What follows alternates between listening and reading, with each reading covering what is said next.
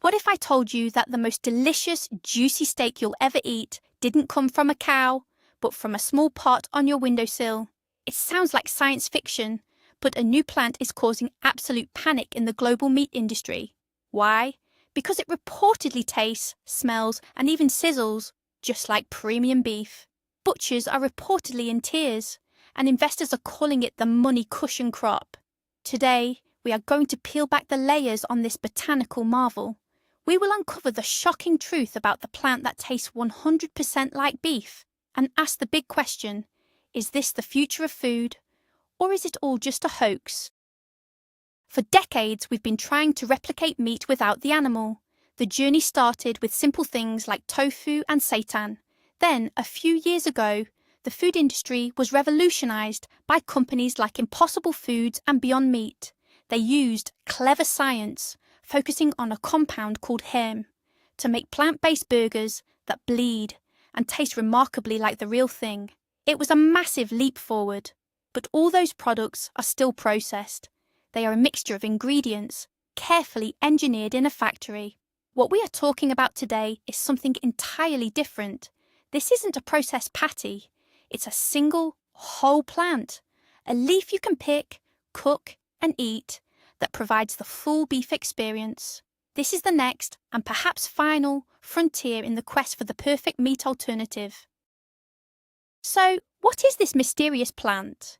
It's unofficially being called Bovinus folium, which literally translates to beef leaf. Details are still shrouded in secrecy, but reports suggest it was developed in a private biotechnology lab in Northern Europe. It's not a plant you'll find in nature. It is a product of advanced genetic engineering. Scientists supposedly took a hardy, fast-growing leafy green, something similar to spinach or kale, and fundamentally rewrote its genetic code. The goal was not just to imitate one aspect of beef, but the entire sensory experience.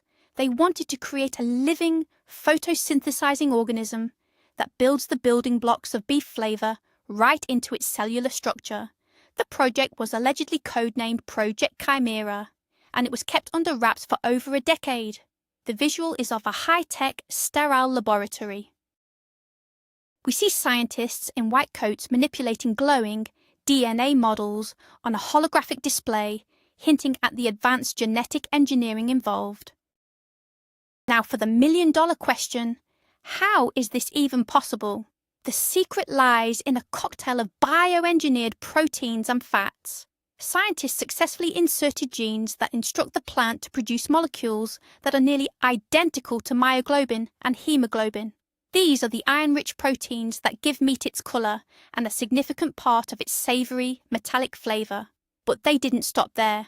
They also engineered the plant to create specific long-chain fatty acids, the very same ones that render down and create that mouth-watering aroma and rich texture when you cook a steak. Essentially, they turned a plant's cellular machinery into a microscopic beef factory. It's a monumental achievement in synthetic biology. To illustrate this, we can show an animated graphic. The animation would depict plant cells with new glowing pieces of DNA being inserted, which then causes the cells to start producing red, myoglobin-like molecules and yellow fat globules, transforming the green plant cell from the inside out. The claims are extraordinary, but do they hold up to a taste test? According to leaked documents from early trials, the results were stunning. In a series of double-blind taste tests, professional food critics and even award-winning chefs were presented with two identical-looking pieces of cooked product. One was a prime cut of Wagyu beef, and the other was a pan-seared beef leaf. An overwhelming 85% of participants could not reliably tell the difference. Some even preferred the flavour profile of the plant, noting it had a cleaner finish without the heavy feeling of real beef.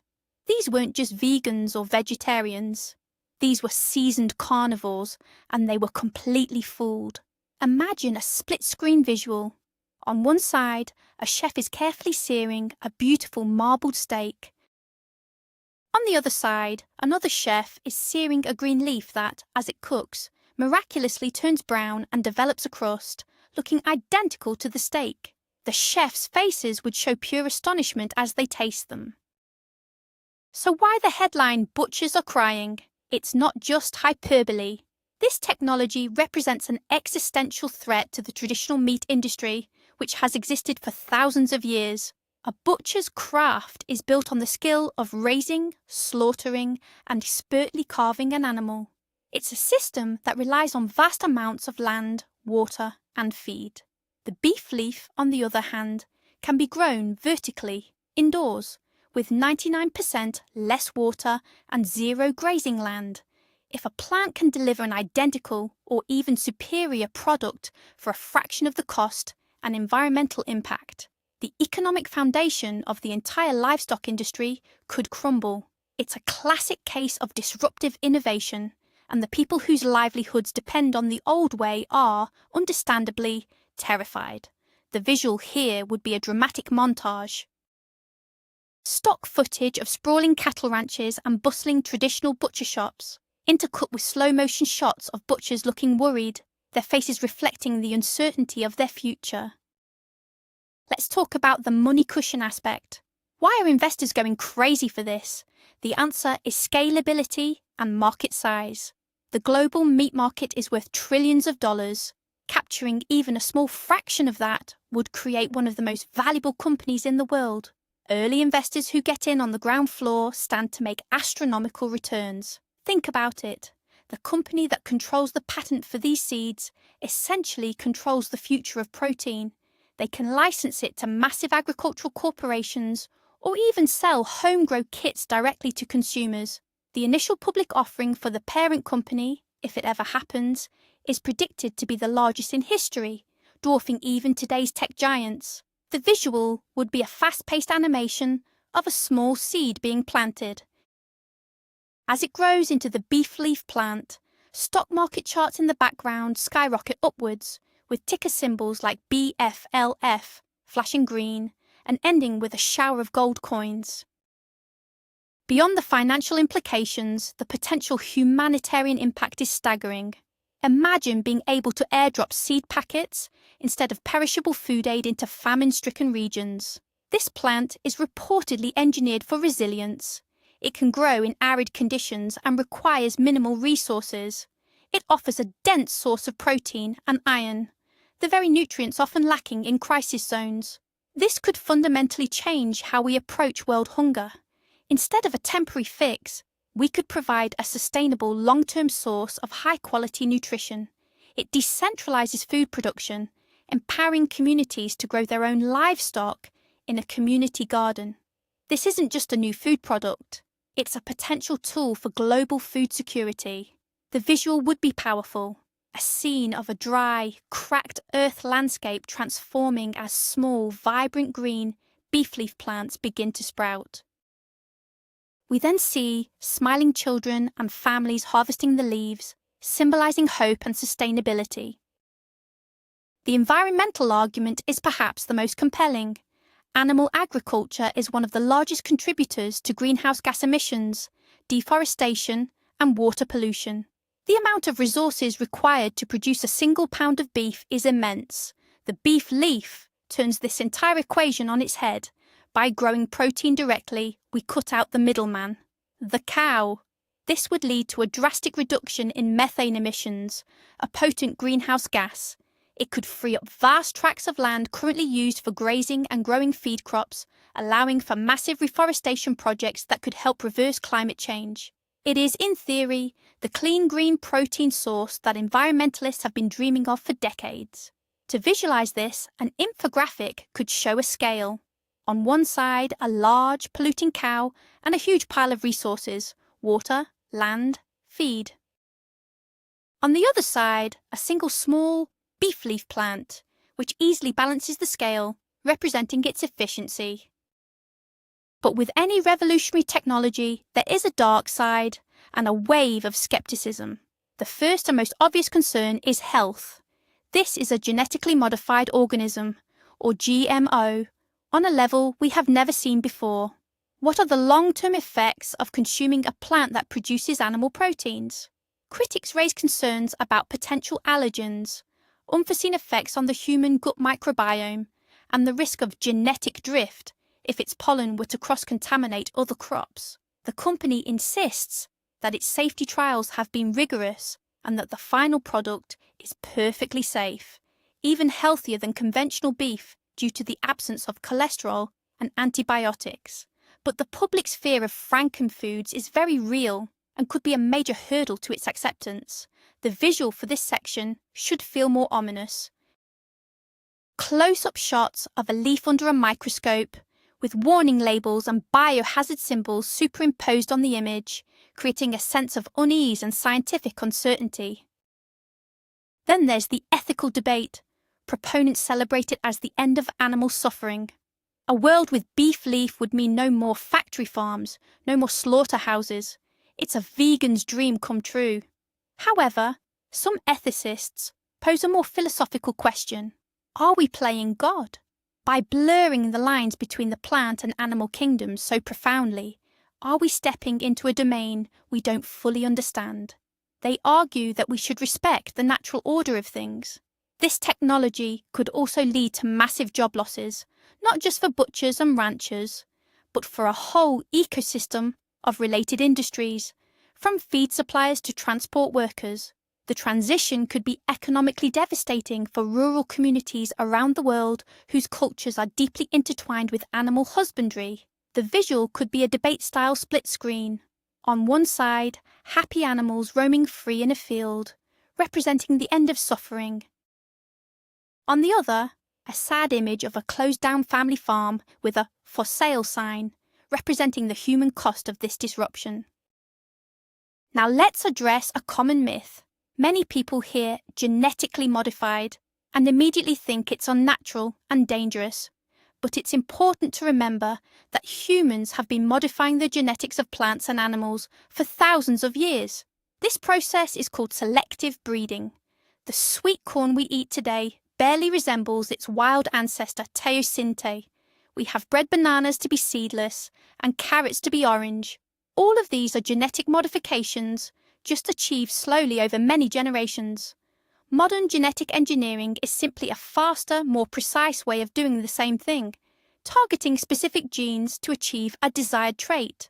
So, while the beef leaf is a dramatic leap, the fundamental concept of altering a plant's genetics for human benefit is not new. The myth to debunk is that all GMOs are inherently unnatural. The visual could show a time-lapse animation.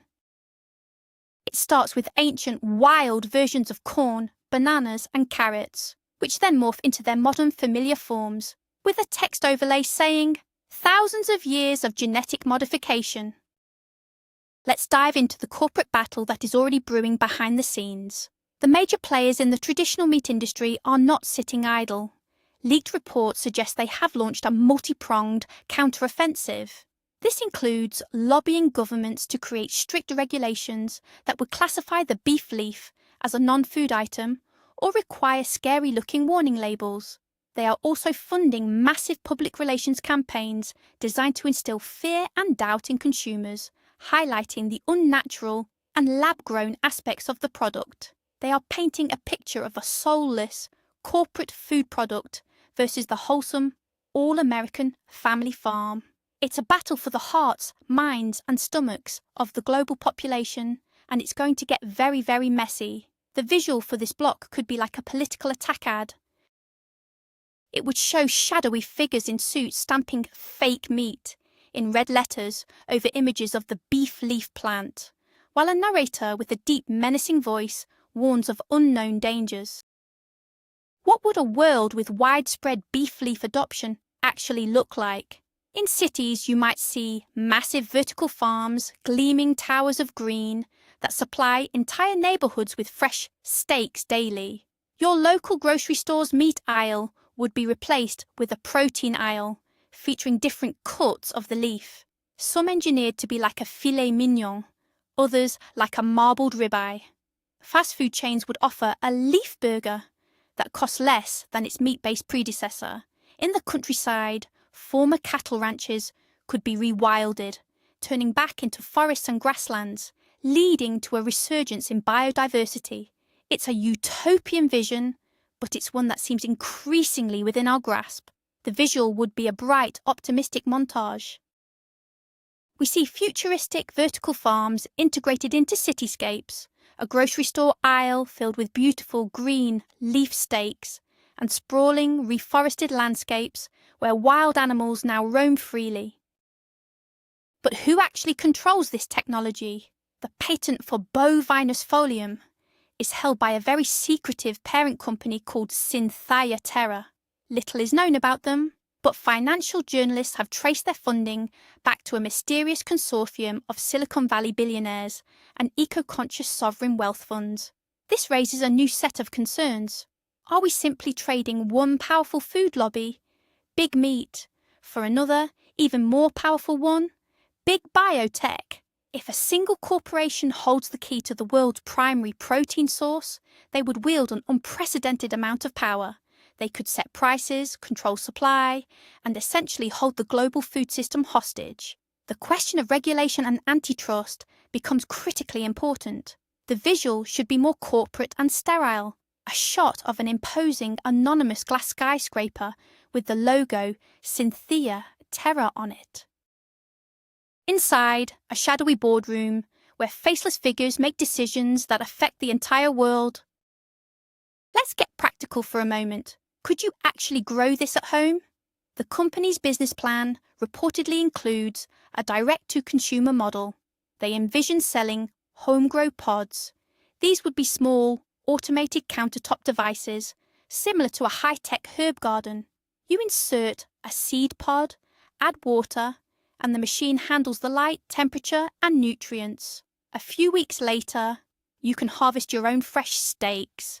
This model completely cuts out the supermarket and the entire supply chain. It's the ultimate farm-to-table experience, happening right in your own kitchen. This could empower individuals, but also further disrupt the traditional food economy. The visual could be a slick, Apple-style product commercial. A person in a modern kitchen easily sets up a sleek, home-grow pod. A time-lapse shows the beef leaf plant growing, and the video ends with them happily harvesting a leaf and placing it on a sizzling pan. Now we need to consider the culinary perspective more deeply. Is a leaf, no matter how well engineered, truly a replacement for a steak? A steak is more than just flavour. It's about the Maillard reaction, the browning and crust that forms. It's about the way the muscle fibres and connective tissues break down during cooking. Can a plant leaf truly replicate this complex structure? Early reports say yes. The plant is engineered with a high concentration of sugars and amino acids that allow it to brown and form a savoury crust just like meat. Its cellular structure is designed to be fibrous, giving it a satisfying chew. Chefs who have worked with it say it's incredibly versatile. You can grill it, pan-sear it, or even slow cook it like a brisket. It seems the scientists truly thought of everything. The visual would be a cooking montage. Extreme close-ups in slow motion of the beef leaf being cooked in different ways, grilling with perfect char marks, searing in a hot pan with butter, and being pulled apart after slow cooking to show its fibrous texture. What about the nutritional profile? Is it as good as beef? According to the data we have, it's even better. It contains a complete protein profile, meaning it has all the essential amino acids our bodies need. It's also extremely high in iron, just like red meat. However, it contains zero cholesterol and very low levels of saturated fat. The company also plans to release different versions. For example, an omega-3 enriched version for heart health, or a high-calcium version for bone density. They can essentially tailor-make the nutritional content of the food by tweaking the plant's genetics. This turns food into a form of personalised medicine, a concept that is both exciting and a little unsettling. The visual would be a clean, medical-style animation. A graphic of the beef leaf is scanned, and its nutritional information appears on screen, with green check marks next to high protein, high iron, zero cholesterol, etc. Comparing it favourably to a traditional steak. The pushback from cultural purists is another major factor. For many cultures, meat is not just food, It's a centerpiece of tradition, celebration, and identity. Think of a Texas barbecue, a Brazilian churrascaria, or a Korean grill. These are deeply ingrained social rituals. Can a lab-grown leaf ever truly replace that? Critics argue that this technology, while efficient, is soulless. It strips food of its history and its connection to the land and the animal.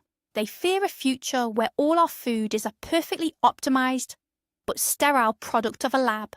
This is a battle that won't be won with flavor science alone. It's a fight for the very culture of food itself. The visual would be a vibrant montage of cultural celebrations centered around meat, a family Thanksgiving with a turkey, a summer barbecue with burgers, a festive holiday dinner with a roast, contrasted with a single person eating a beef leaf alone in a sterile white room. Let's consider the second-order consequences. What happens to all the cows? If the world rapidly transitions to plant-based beef, we would be left with over 1 billion cattle. We couldn't just release them into the wild. Many are domesticated to the point they wouldn't survive. It would require a massive planned and gradual phase-out of the livestock industry over several decades. It's a logistical and ethical nightmare that proponents of the beef leaf often gloss over. It's not as simple as just flipping a switch. The transition would have to be managed carefully to avoid ecological disaster and economic chaos. The visual could be a thought-provoking image of a vast herd of cattle standing in a field with a giant question mark hanging over them, representing their uncertain future in a world without meat consumption. Another significant challenge is regulation. How will governments around the world classify this product? Is it a vegetable? Is it a meat analogue? Or is it something entirely new that requires its own category? The legal framework for a product like this simply doesn't exist yet. Each country will likely have a different approach, creating a complex patchwork of international laws. The Food and Drug Administration in the US and its counterparts globally will be under immense pressure from both the biotech innovators and the powerful agricultural lobbies. The legal battles to get this product to market could take years, if not decades, to resolve. The visual would be an animation of a world map. Different countries light up in different colours, red for banned, yellow for heavily restricted, and green for approved, showing the complicated global regulatory landscape the beef leaf will have to navigate. Finally, where does this technology lead us next? If we can create a plant that makes beef, what's to stop us from making plants that produce chicken, pork, or even fish? Synthea Terra has already hinted that Project Chimera was just the beginning. They are reportedly working on Gallisfolium, chicken leaf, and Salmofolium, salmon leaf. Imagine a future where your entire diet of animal protein is grown in a single, hyper-efficient vertical farm. But it could go even further. What about plants that produce medicinal compounds, or even milk or cheese? We are on the cusp of an era where we can program biology like we program a computer. The beef leaf is not just a new product. It's a proof of concept for a radical new way of interacting with the natural world. The visual for this final main block would be a futuristic montage showing plants that grow chicken nugget-like structures, leaves that can be milked to produce a white liquid, and other fantastical bioengineered foods, teasing the endless possibilities. So here we are. On one hand, we have a potential miracle, a plant that could end animal suffering, combat climate change, and solve world hunger. It's a testament to human ingenuity.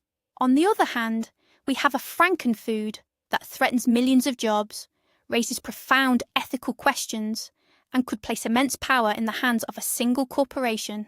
The beef leaf is more than just a novelty. It's a symbol of the disruptive and often frightening future we are rapidly creating. The technology is here. The real question is no longer, can we do it? But should we? The moment of truth came when a small, independent food lab managed to acquire a seed on the black market. In a live-streamed event, they grew the plant and cooked it. The verdict? They said it was indistinguishable from a high-end steak. The world is about to change, whether we are ready or not. Thank you so much for watching. If you found this journey into the future of food fascinating, please hit that like button and subscribe for more content like this. And now I have a question for you. If a beef leaf steak was available in your supermarket tomorrow for half the price of regular beef, would you buy it?